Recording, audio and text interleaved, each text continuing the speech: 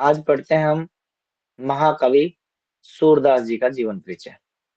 सूरदास जी के बारे में आप लोग क्या जानते हैं, थोड़ा आप बताइए, फिर हम शुरू करते हैं।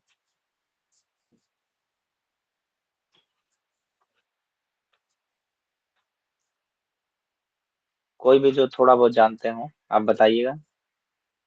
सर वो जन्मजात अंधे थे और वो भी भक्ति काल के थे और वो श्री कृष्ण जी के थे वो अ, मतलब उनको ज्यादा मानते थे। उपासक।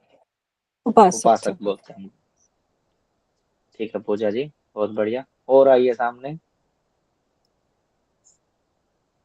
सर उन्होंने संस्कृत, हिंदी अच्छा, और भाषा में महारत हासिल किए थे। मतलब उनसे बहुत बढ़िया जी। मतलब जी।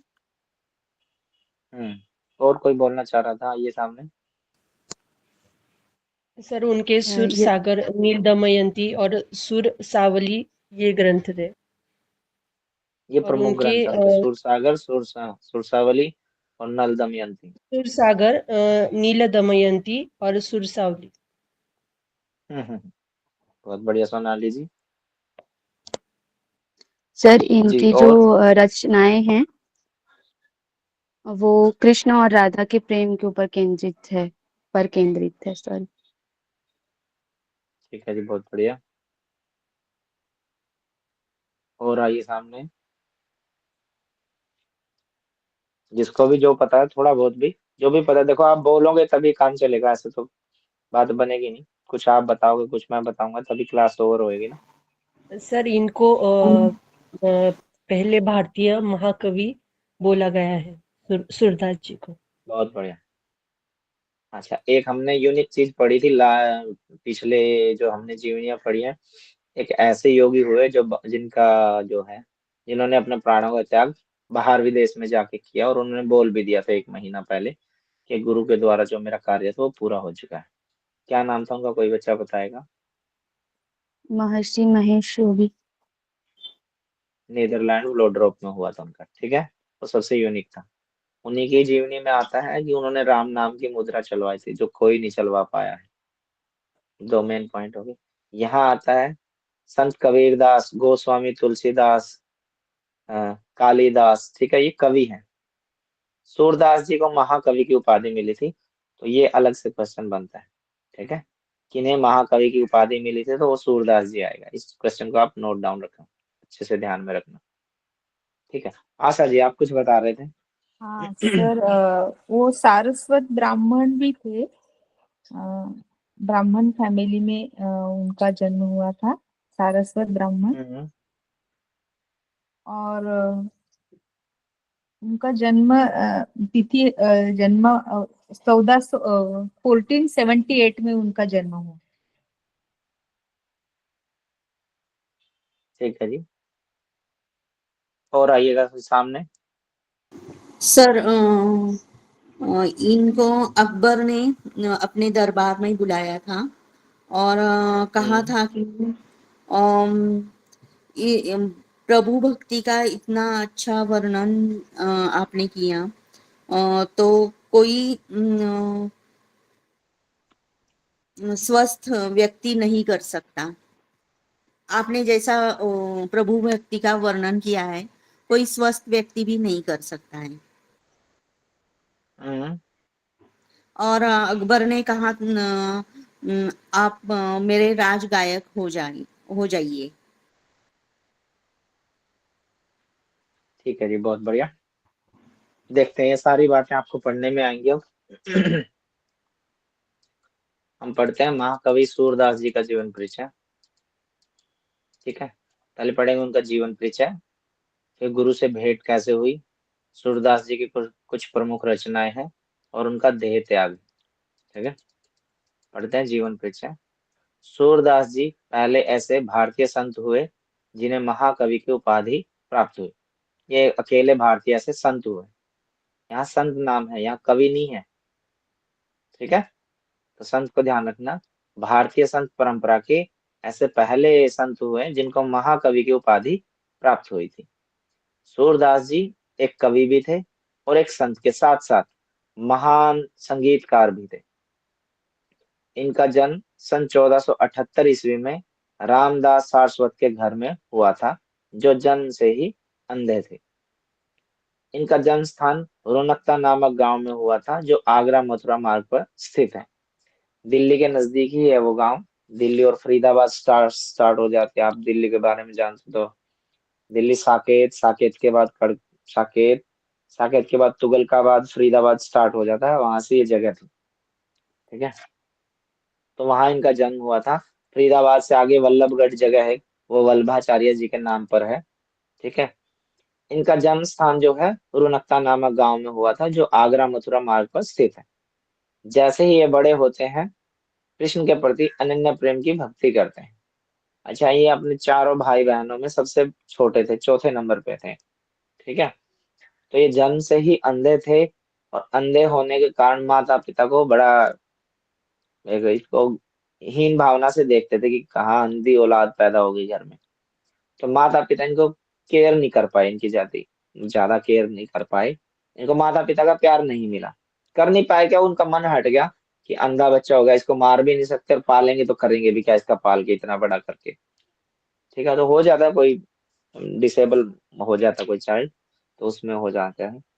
तो वही सेम इनके साथ हुआ। इनको माता पिता का प्यार ज्यादा नहीं मिला, और क्योंकि माता पिता का प्यार ज्यादा नहीं मिला, इसी कारण से ये थोड़ा आध्यात्म की तरफ धीरे धीरे धीरे धीरे ताने सुन सुन के अंदर से इतने पक गए, और आध्यात्म में इतने लीन हो गए कि तानों को सहन करने की इनकी आदत हो गई, और धीरे धीरे उनका असर भी कम होना शुरू हो गया। वो बिल्कुल जीरो ही हो गए, इनके असर नहीं हुआ इनके ऊपर जो ताने बरसते थे। अंधी औलाद पैदा होगी, इससे अच्छा तो नहीं होती तो ही अच्छा था, ये वो फलान ढमका। तो धीरे धीरे फिर इन्होंने घर से त्याग ले लिया। जैसे ये बड़े होते हैं, कृष्ण के प्रति अनन्य प्रेम की भक्ति करते हैं। यहाँ तक ये भक्ति कृष्ण की नहीं करते थे, ठीक है, जो इनको याद थी या कहीं से सुनी हुई चीजें थी वो सारी गाते थे। एक दिन नदी के किनारे गौ घाट पर जब ये कीर्तन करते थे, तब आसपास के लोग इनके कीर्तन सुनने के लिए आ जाते थे। इनको जो भी भजन कीर्तन जो भी याद था, वो रोज वही सुनाते थे। एक दिन क्या हुआ, गुरु वल्लभाचार्य जी ने देखा कि कोई अंधा व्यक्ति इतना अच्छा कीर्तन कर रहा है, गुरु भक्ति कर रहा है, क्यों ना चलकर इससे बात की जाए, इससे मिलके बात की जाए। गुरु वल्लभाचार्य जी ने उनसे बातचीत की, उनको अपना शिष्य बनाया, और सूरदास जी ने अपना गुरु वल्लभाचार्य जी को स्वीकार किया। वल्लभाचार्य जी ने उनको श्रीनाथ मंदिर में कीर्तनकार के रूप में नियुक्त कर दिया। वहीं पे वल्लभगढ़ में एक श्रीनाथ मंदिर नाम से, श्रीनाथ के नाम से मंदिर है, और वहां पर उनको कीर्तनकार बना दिया कि आप यहाँ मंदिर में रहिए, यहाँ आपका रहना खाना पीना सारी व्यवस्था, और आप कीर्तन भजन करिए। ठीक है, हाँ, उनको छोड़ दिया श्रीनाथ मंदिर में। विशेष बात थी ये, और तब उन्होंने वल्लभाचार्य जी ने बताया कि आप कृष्ण भगवान जी की भक्ति करिए। ठीक है, और श्रीनाथ मंदिर में वो कृष्ण जी की भक्ति करने लगे। यहाँ से उनकी असली कहानी शुरू होती है। विशेष बात तो ये थी कि गुरु और शिष्य में सिर्फ 10 दिन का अंतर था। उनकी प्रसिद्धि दूर दूर तक फैलने लगी थी, क्योंकि वो अंधा, एक तो अंधा व्यक्ति, और आपने कहावत सुनी होगी, जो ये डिसेबल होते हैं इनमें कुछ एक बहुत यूनिक चीज होती है, जो बजाय आम जनमानस में से हटके होती है, इनमें कुछ नहीं कुछ चीज। तो इनके अंदर वही थी। एक तो गुरु शिष्य में 10 दिन का अंतर था, ऊपर से अंधे थे, और उससे भी गजब की बात ये थी कि कोई 2 क्या 10 आंख वाला व्यक्ति भी इतनी अच्छी प्रशंसा ईश्वर की, या आप यूं कहें कृष्ण भगवान की इतनी अच्छी उनकी लीला का वर्णन नहीं कर पा रहा था, जितना ही अंधा व्यक्ति कर रहा था, ये अंधा बालक कर रहा था। तो इस बात को लेके इनकी प्रसिद्धि दूर दूर तक फैलने लगी थी। गुरु वल्लभाचार्य जी ने पुष्टि मार्ग से सूरदास जी को दीक्षित किया था। पुष्टि मार्ग अर्थात भगवान का अनुग्रह। कल जो हमने कबीरदास जी का जीवन परिचय पढ़ा था, उसमें भी ये चीजें आई थी। भगवान अलग होता है, ईश्वर अलग होता है, इन दोनों को अलग अलग रखेंगे तो आपको अच्छे से समझ में आ जाएगा। भगवान में हम अपने जो आइडियल होते हैं उनको मानते हैं, राम हो गए, कृष्ण जी हो गए, आदि शिव हो गए, और भी जो भी हमारे, किसी के साईं बाबा है, किसी के बालाजी वाले हैं, किसी के सालासर धाम है, किसी का खाटू श्याम है। ठीक है, इनको हम भगवान मानते हैं, जो ईश्वर का एक रूप है। ईश्वर नहीं है, ईश्वर का एक रूप है। इनके अंदर कुछ दिव्य आत्मा कह सकते हैं आप उनको, ठीक है, उनको भगवान मान सकते हैं। ईश्वर एक ही है, ठीक है। उनके अनुसार इस मार्ग के बिना जीवन को मुक्ति नहीं मिल सकती, इसलिए भगवान का अनुग्रह उनको करवाया, उनको दीक्षित किया। भगवान के अनुग्रह को अधिक महत्व देने के कारण ही इस मत को पुष्टि मार्ग कहा जाता है। पुष्टि मार्ग में भक्ति के दो प्रकार बताए गए हैं, एक पुष्टि भक्ति, दूसरी मर्यादा भक्ति। मर्यादा भक्ति में साधक की फल प्राप्ति की इच्छा निरंतर बनी रहती है। जो मर्यादा भक्ति होती है उसमें कुछ ना कुछ एम होता है, जैसे हमारा मान लो हम कृष्ण जी की भक्ति करते तो हे ईश्वर, हे भगवान, हे कृष्ण भगवान, अब की बार मेरा JRF आ जाए। JRF आ गया, फिर अच्छी सी यूनिवर्सिटी में हमारा एडमिशन हो जाए, ठीक है, हमारा इंटरव्यू सक्सेसफुल हो जाए, उसके बाद हमें अच्छा गाइड मिल जाए। तो मतलब निरंतर एक स्टेप खत्म होगा, अगला स्टार्ट हो जाएगा, फिर स्टेप खत्म होगा, नेक्स्ट, फिर आपकी इच्छा बनती रहेगी निरंतर। और पंजाबी में कहते हैं बंदा ते मुकदा मुक जांदा पर मुकदियां ना कदे थोड़ा ने।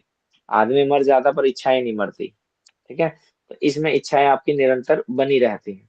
जबकि पुष्टि भक्ति मार्ग जो है उसमें साधक आसक्ति रहित रह के कर्म करता है, उसमें कोई इच्छा नहीं होती। सूरदास जी की कृष्ण भक्ति का भी मुख्य लक्ष्य जो है मोक्ष या मुक्ति की प्राप्ति ही था।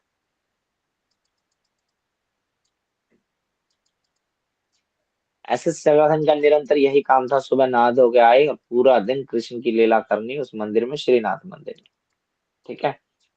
सुबह से लेकर शाम तक यही काम चलता था उनका। तो क्या हुआ, जब इनकी पॉपुलैरिटी बढ़ गई तो अकबर से इनसे मुलाकात होनी। तो अकबर ने संदेशा भेजा कि मुलाकात के लिए। एक बार बादशाह अकबर ने सूरदास जी को अपने दरबार में बुलाया और कहा कि आप कीर्तन करके दिखाइए। जैसे ही उन्होंने कीर्तन शुरू किया तो अकबर ने देखा कि इतना अच्छा वर्णन प्रभु भक्ति का तो कोई स्वस्थ व्यक्ति भी नहीं कर सकता जितना कि यह एक अंधा भक्त कर रहा है। अकबर ने कहा, आप मेरे दरबार में रहकर मेरा गुणगान करिए, मैं आपको राष्ट्रीय कवि घोषित करता हूँ। पहले ऐसे ही लालच दिए जाते थे, ठीक है, आप उसका सर धड़ से अलग करके लाइए, मैं आपको 10 गांव इनाम में देता हूँ, 10 गांव की वसूली आप करोगे, ठीक है, मैं आपको 5 गांव देता हूँ। और इतिहास आप पढ़ेंगे तो उसमें बहुत सारे ऐसे लोगों के नाम आपको जाना है, किसी ने अपने जीजा जी की गर्दन कटवाई है, किसी ने लालच में आके कुछ किया है। हमारा सोमनाथ का मंदिर खुद ऐसे लूटा था, ठीक है, मुख्य पुजारी उसी ने झंडा गिराया था और वो घुस गए थे और फिर वो सारा का सारा लूट पाट मची थी। तो उन्होंने कहा कि मैं आपको राष्ट्रीय कवि घोषित करता हूँ, अब मेरा गुणगान करिए, मेरा खुद का। यहाँ पे कृष्ण हट जाएगा, कृष्ण की जगह अकबर लग जाएगा। इस पर सूरदास जी कहते हैं कि माफ कीजिएगा, मैं किसी व्यक्ति विशेष की भक्ति नहीं कर सकता, मैं सिर्फ कृष्ण की ही भक्ति जानता हूँ और वही करता हूँ। इस पर अकबर ने सूरदास जी से माफी मांगी और कहा, आप जाइए और कृष्ण की भक्ति में लीन रहिए, आप उनका गुणगान करिए, ठीक है।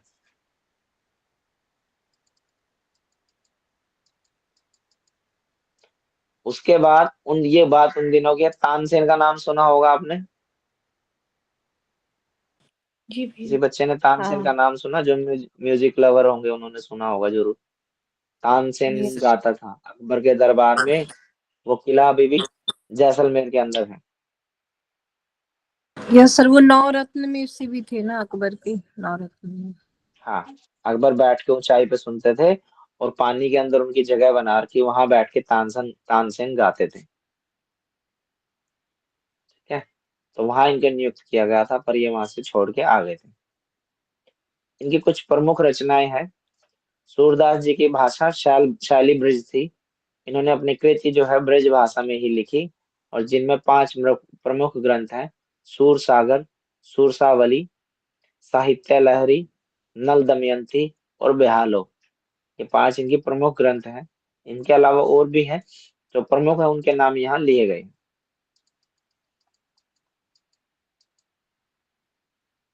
ऐसे ही चलता रहा, ये मुख्य घटना घटी थी अकबर वाली। उसके बाद ये फिर अपने श्रीनाथ मंदिर में आ जाते हैं और वही अपना सुबह नहा धो के गाए और अपना पूरा दिन कृष्ण लीला का वर्णन किया। जो आया है सो जाएगा भी, तो एक दिन ऐसा इनके साथ भी होना था। सूरदास जी के श्रीनाथ मंदिर में जब से कीर्तनकार के रूप में ये नियुक्त हुए थे, जब से लगे थे, इनको अपॉइंट किया गया था, किनके द्वारा अपॉइंट किया गया था? गुरु गुरु के वल्लभाचार्य। द्वारा। गुरु वल्लभाचार्य जी के द्वारा इनको श्रीनाथ मंदिर के अंदर नियुक्त किया गया था, ठीक है, एज ए कीर्तनकार। तो मरते दम तक वहीं पर कीर्तन किया इन्होंने, कभी भी अनुपस्थित नहीं हुए। किंतु एक दिन ऐसा भी हुआ जब वे कीर्तन में नहीं पहुंच पाए। तब उनके गुरु वल्लभाचार्य जी समझ गए कि सूरदास जी का अंतिम समय आ गया है। जब मंदिर के मुख्य पुजारी ने जाकर देखा तो वह अचेत अवस्था में पड़े हुए थे, और उस समय सूरदास जी अपने, अर्थात क्या गया ना, इष्ट, अपने इष्ट, हम अपने आइडियल, सब सबके अलग अलग होते हैं, किसी के माता है, किसी के कुछ है, अपने इष्ट के अर्थात श्री कृष्ण के चैतन्य रूप का दर्शन कर रहे थे। इसके बाद वे पूर्ण रूप से राधा कृष्ण भाव में लीन होकर अपने भौतिक शरीर को छोड़कर सदा सदा के लिए आत्म तत्व में लीन हो गए। गोवर्धन के पास परसोली नामक गांव में 1583 ईस्वी में इनका अंतिम संस्कार किया गया था। ठीक है, मतलब जब से नियुक्त हुए तब तक इन्होंने आखिरी सांस तक इन्होंने कीर्तन किया, और जिस दिन नहीं किया तब जाकर देखा तो ये अचेत अवस्था में पड़े हुए थे, और उसमें भी कृष्ण की भक्ति का ही रूप गुणगान कर रहे थे। ये बता देते आज मंगलवार है, नहीं आज इनको सफेद कपड़े नहीं, आज इनको पीले कपड़े पहनाओ, सफेद कपड़े अच्छे नहीं लग रहे, इनके बदलो, और आंखें बंद रहती थी। इसलिए लोग इनको कई तरह से मानते थे कि ये अंधे नहीं है, ये जानबूझकर कर रहे हैं। कई लोग कहते थे कि ये बचपन से अंधे नहीं थे, बाद में अंधे बने, जब इन्होंने सारा देख लिया फिर ये आंखें बंद करके गेम खेलना शुरू कर दिया इन्होंने। बट ये शुरू से ही अंधे थे, और इसका पुष्टि यहाँ से होती है कि इन्होंने माँ बाप का अच्छा प्यार नहीं मिला, सिर्फ अंधेपन की वजह से। और जिसका इनको ये फायदा हो गया कि एक ईश्वर की शरण में चले गए।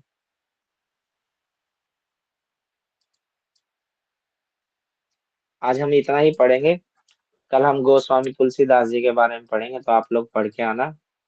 हाँ, इस जीवनी को लेके किसी बच्चे का कोई डाउट हो तो आप बताइएगा।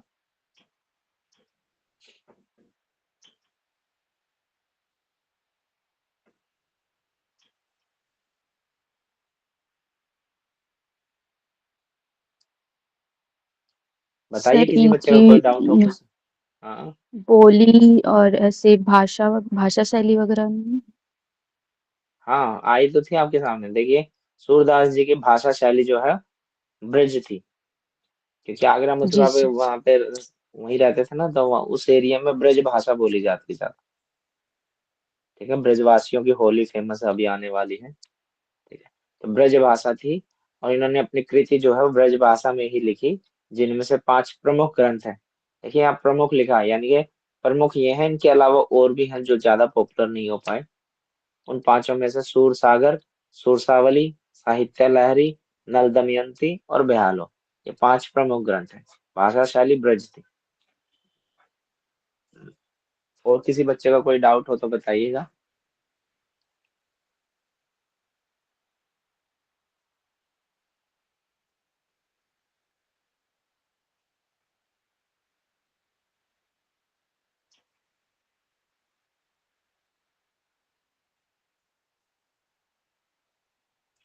किसी बच्चे का कोई डाउट नहीं है ना?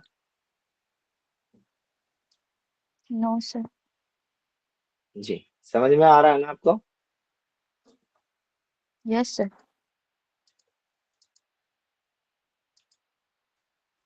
देखिए वैसे तो ये जीवनियां बहुत बड़ी बड़ी हैं।